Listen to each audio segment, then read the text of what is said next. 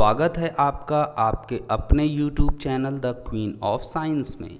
तो आज आप लोग के लिए मैं लेके आया हूँ क्लास 10th के फर्स्ट चैप्टर का एक और इम्पॉर्टेंट टॉपिक, यूक्लिड डिवीज़न की एल्गोरिथम, यूक्लिड डिवीज़न के लेमा के अलावा एक और इम्पॉर्टेंट टॉपिक है और 3 नंबर का एक क्वेश्चन बोर्ड एग्ज़ाम में फिक्स है इस टॉपिक से। मतलब आप एकदम से मेरी ज़ुबान नोट कर लीजिए और अगर इस टॉपिक से 3 नंबर का एक क्वेश्चन बोर्ड एग्ज़ाम में नहीं आता है तो आप मेरे ऊपर कोर्ट केस कर दीजिएगा, कोर्ट में जा कर के, ठीक है। लेकिन ये केस वाली बात को आप बहुत ज़्यादा सीरियस मत ले लीजिएगा, क्योंकि बोर्ड वालों से अगर आप लोग की सेटिंग हो गई और आपने सोच लिया कि नहीं सर को तो अब जेल ही भेजना है, तो आपने पता लगा किसी सेटिंग वोटिंग बढ़ा करके मेरा क्वेश्चन ही हटवा दिया है ना। क्योंकि पिछले सालों में हर साल पूछा जाता है 3 नंबर का एक क्वेश्चन इस टॉपिक से एकदम फिक्स है। क्या है topic? Irrational number, numbers that can not be written in the form of p by q. वो नंबर जिनको हम पी बाई क्यू के फॉर्म में नहीं लिख सकते, वो कैसे नंबर्स होते हैं? इर्रेशनल नंबर्स, ठीक है। मैं आपको एक छोटी सी बात याद दिला दूं। प्रीवियस वीडियो में मैंने आपसे बोला था कि आप क्लास 8 से 9th में आए थे, आप न्यू कमर्स थे बड़ी क्लासेस के लिए, और वहाँ पे आपको √2, √3, √5 ऐसे नंबर्स को बोल दिया गया कि ये इर्रेशनल नंबर है, आपने मान लिया, आपके पास चॉइस नहीं थी। लेकिन अब आप थोड़े बड़े हो गए हैं, आपको क्वेश्चन करने का आइडिया हो गया है। अब अगर हम आपसे कहते हैं कि बेटा √5 इर्रेशनल नंबर है, तो आप मुंह बना के बोलोगे अरे नहीं सर ऐसा ना कहिए, और अगर कहिए तो फिर प्रूफ दे दीजिए तो हम भी मान लेंगे कि इर्रेशनल नंबर। तो आज बेटा मैं तुम लोगों के लिए इस इर्रेशनल नंबर का प्रूफ लेकर के आया हूँ कि जो √2, √3, √5 ये नंबर्स होते हैं, ये कैसे नंबर्स होते हैं? इर्रेशनल नंबर्स होते हैं। इन नंबर्स को इर्रेशनल प्रूफ करने के लिए हमें एक कोरोलरी है, मतलब आप ये मान के चलिए कि एक स्टेटमेंट है जो कि आपको एक्सेप्ट करना है। स्टेटमेंट ये है कि let p be a prime number.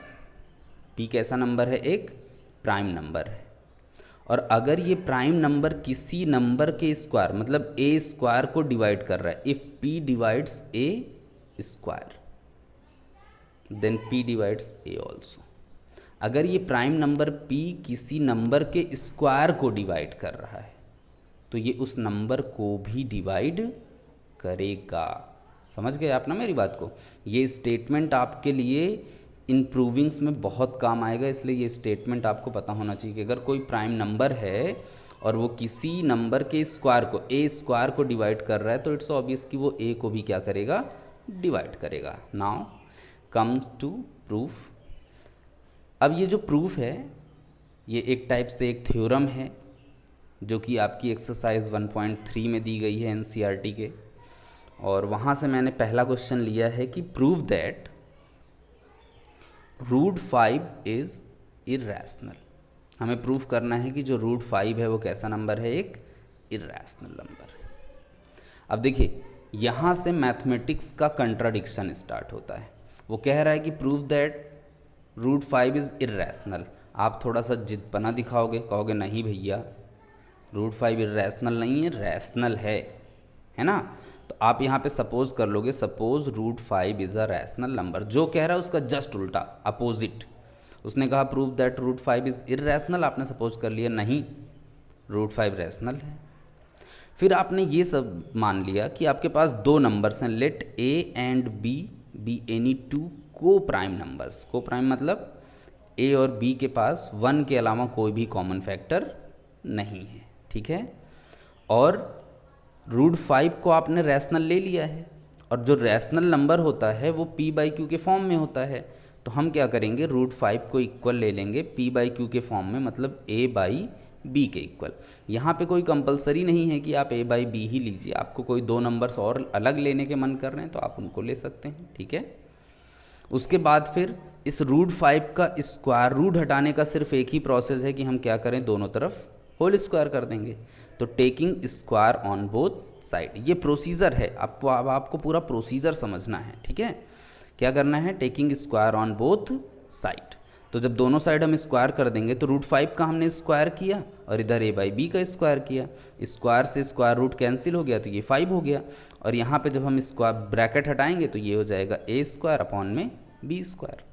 b² यहाँ पे डिवाइड में है और इधर आएगा तो मल्टीप्लाई में हो जाएगा, तो ये हो गया 5b² इज इक्वल्स टू कितना, a²। ठीक है, और ये जो 5 यहाँ मल्टीप्लाई में अब आपको दिख रहा है, अगर इसको हम इधर ट्रांसफ़र करें तो ये डिवाइड में आ जाएगा। देखिए नेक्स्ट पेज पे 5 को हमने इधर ट्रांसफ़र कर दिया तो ये डिवाइड में आ गया, b² is equals to a² upon 5। अब ये इक्वेशन 1 हो गया और ये शो क्या कर रहा है आपको, a² में हम 5 से डिवाइड कर रहे हैं तो आंसर क्या मिल रहा है, b²। ये चीज़ ये शो कर रही है कि a² में हम 5 से डिवाइड कर रहे हैं तो आंसर क्या मिल रहा है, b², है कि नहीं। जैसे अगर हम 32 में 2 से डिवाइड करें, 32 में 2 से डिवाइड करें तो आंसर हमें क्या मिलेगा, 16। तो हम क्या कहेंगे कि 32 इज़ डिविजिबल बाई 2, यही तो कहेंगे। तो यहाँ पे क्या हो रहा है कि a² में 5 से हम डिवाइड कर रहे हैं तो आंसर मिल रहा है b²।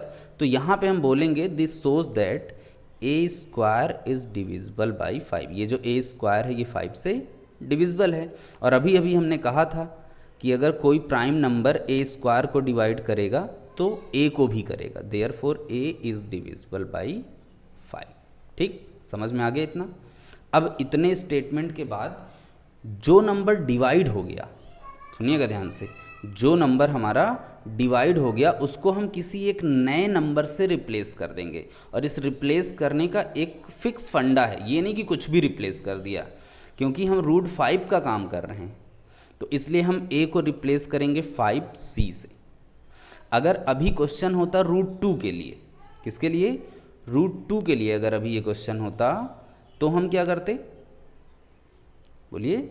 अगर ये क्वेश्चन आपका √2 के लिए होता तो हम a को 2c से रिप्लेस करते। अगर क्वेश्चन आपका √3 के लिए होता तो हम a को 3c से रिप्लेस करते। समझ में आ गया होगा आपको कि अगर √2 है तो a रिप्लेस्ड बाई 2c, √3 है तो a रिप्लेस्ड बाई 3c, क्योंकि यहाँ पे √5 था तो इसलिए a रिप्लेस्ड बाई 5c। ये प्रोसीजर है।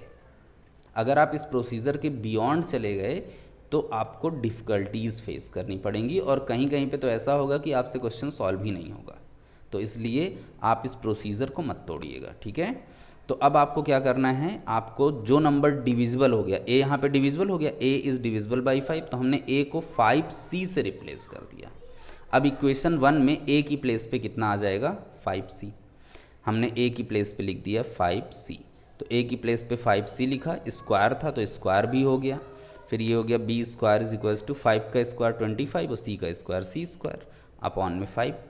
फिर ये 5 से 25 कैंसिल हो जाएगा 5 टाइम्स, तो b² इक्वल्स टू हो गया 5c²।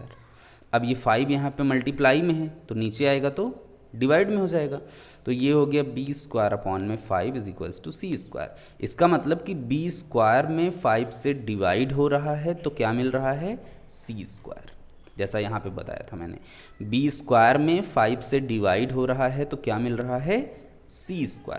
अब हम क्या कहेंगे, this shows that b² is divisible by 5। ये क्या शो कर रहा है कि जो b² है वो 5 से डिविजिबल है, और अगर b² 5 से डिविजिबल है तो b इज़ ऑल्सो डिविजिबल 5, तो b भी हमारा 5 से डिविजिबल है। अभी अभी स्टेटमेंट आपने पढ़ा था कि अगर p एक प्राइम नंबर है और वो a² को डिवाइड कर रहा है तो p a को भी डिवाइड करेगा, है कि नहीं। अब देखिए यहाँ पे हमने देखा कि a इज़ डिविजिबल बाई 5 और यहाँ पे हमने देखा कि b इज़ डिविजिबल बाई 5, और स्टार्टिंग में जब a हमारा डिविजिबल बाई 5 हो गया, b हमारा डिविजिबल बाई 5 हो गया, तो हम एक स्टेटमेंट यहाँ पे लिख रहे हैं कि from above we see that a and b both are divisible by 5।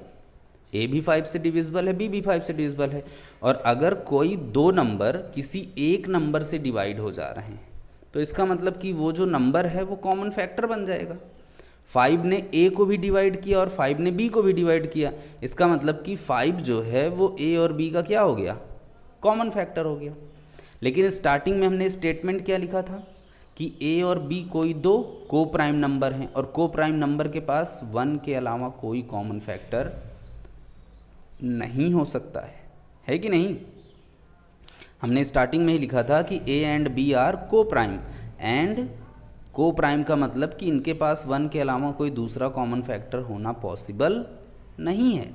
लेकिन यहाँ पे क्या देखने को मिल रहा है, यहाँ पे देखने को मिल रहा है कि 5 जो है ए और बी का कॉमन फैक्टर है, तो इसका मतलब कि ये गलत चीज़ आ रही है। But this is not possible, ये चीज़ पॉसिबल नहीं है। क्यों? Because a and b are को प्राइम।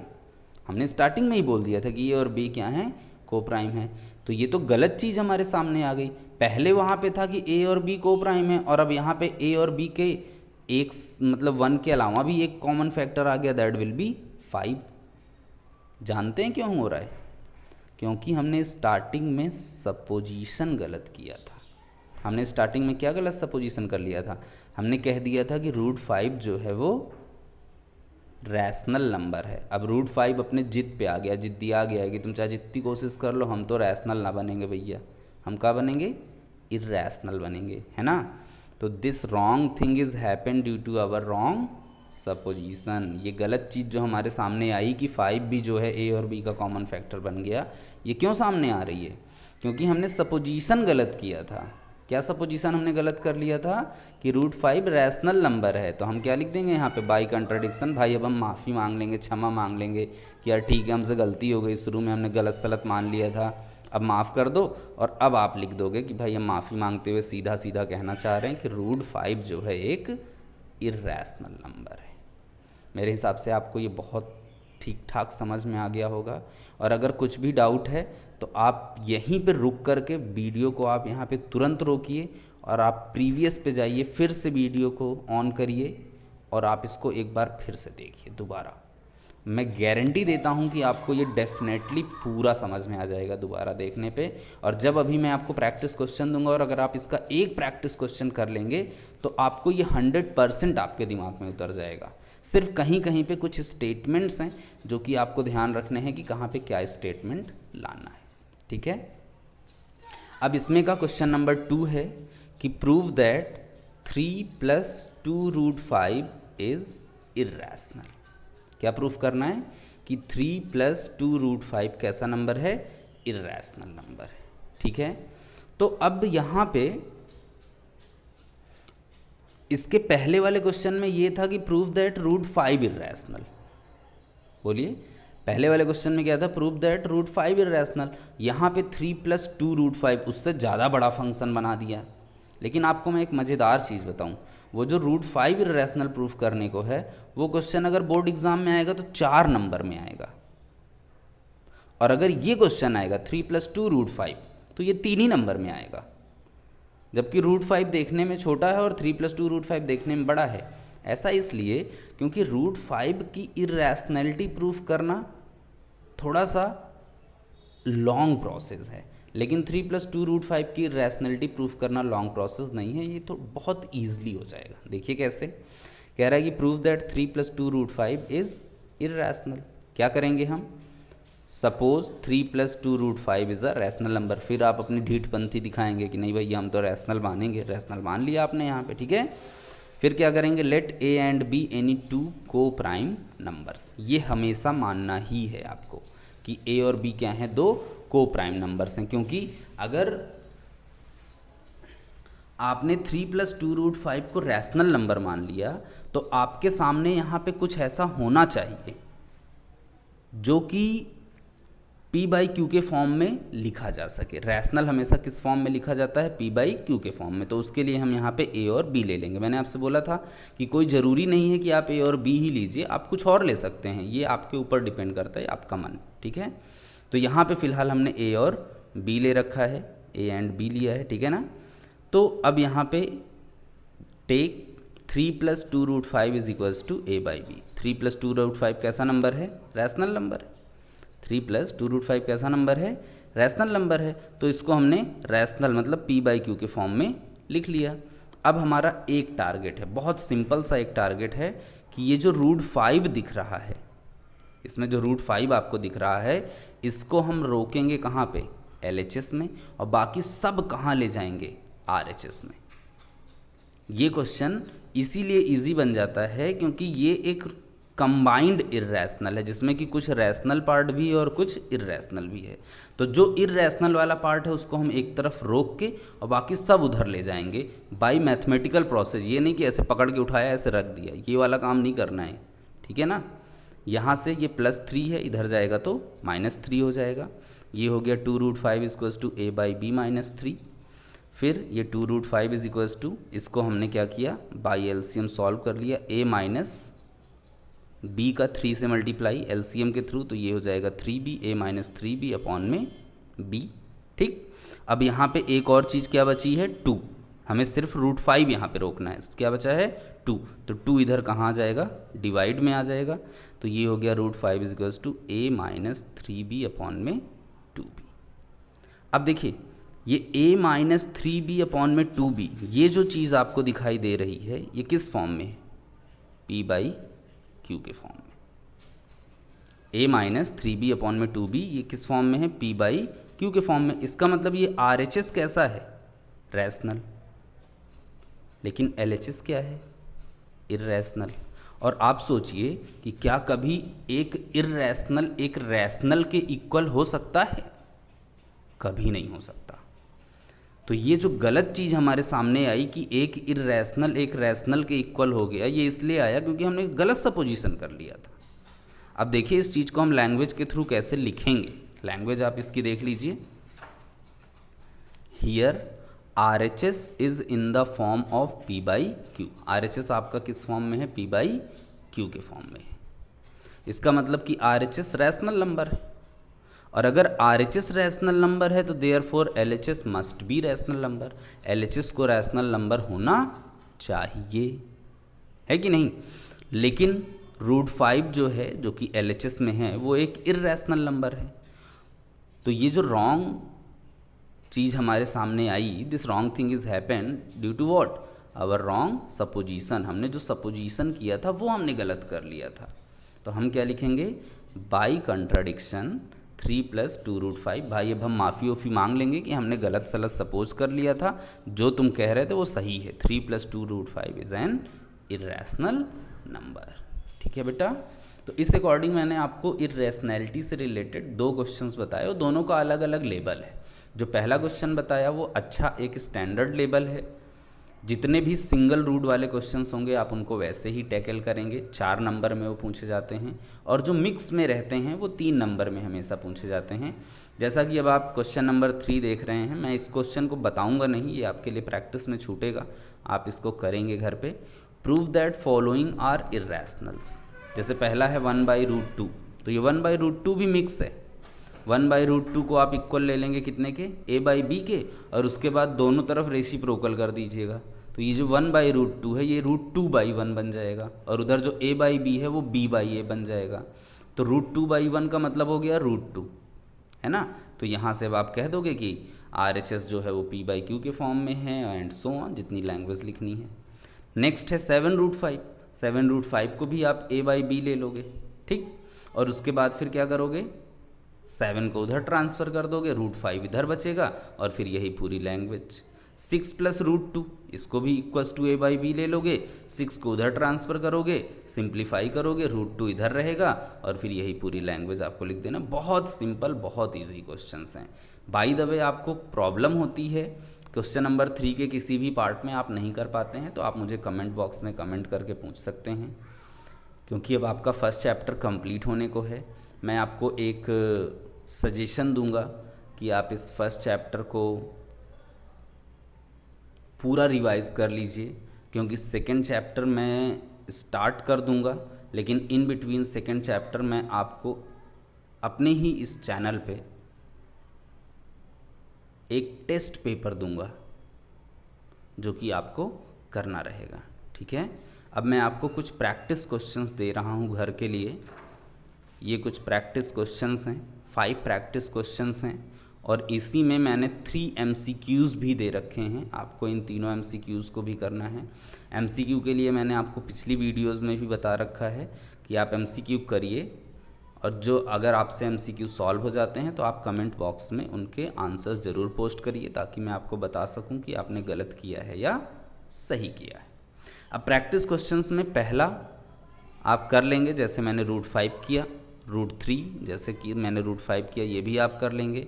फिफ्थ वाला भी आप कर लेंगे, 3 + 7 √11, ये भी आपसे हो जाएगा, जैसा कि मैंने क्वेश्चन नंबर 2 बताया था आपको। लेकिन ये क्वेश्चन नंबर 3 और क्वेश्चन नंबर 4, इन क्वेश्चंस की जो कैटेगरी है ये हॉट्स की है, ठीक है। इन क्वेश्चंस को करने में थोड़ा सा हमें एक्स्ट्रा एफर्ट देना पड़ेगा, और अगर आप वो एक्स्ट्रा एफर्ट दे पाएंगे तो आप ये समझ लीजिएगा कि आप स्टूडेंट्स की जो 3 कैटेगरी होती है, स्टैंडर्ड, एवरेज, बिलो एवरेज, अगर आपने इन दोनों क्वेश्चंस को कर लिया तो इसका मतलब कि आप एक स्टैंडर्ड लेवल पे हैं, ठीक है। और अगर आपको नहीं आते हैं तो आप बिल्कुल झिझकिए मत, बिल्कुल भी शर्माइए मत। कभी हर कोई एवरेज होता है, हर कोई बिलो एवरेज होता है, और वो धीरे धीरे प्रैक्टिस करते करते एक स्टैंडर्ड लेवल पे पहुंचता है। आप मुझसे पूछिए कमेंट बॉक्स में, मैं आपको इस क्वेश्चन का सलूशन वीडियो के थ्रू, या आप अपना व्हाट्सएप नंबर कमेंट बॉक्स में डालिए तो मैं आपको अब व्हाट्सएप पे कहीं ना कहीं मैं आपको इस क्वेश्चन का सलूशन ज़रूर बता दूंगा। कभी किसी क्वेश्चन को पूछने के लिए झिझकना नहीं चाहिए, आप इस बात को हमेशा याद रखिए, ठीक है।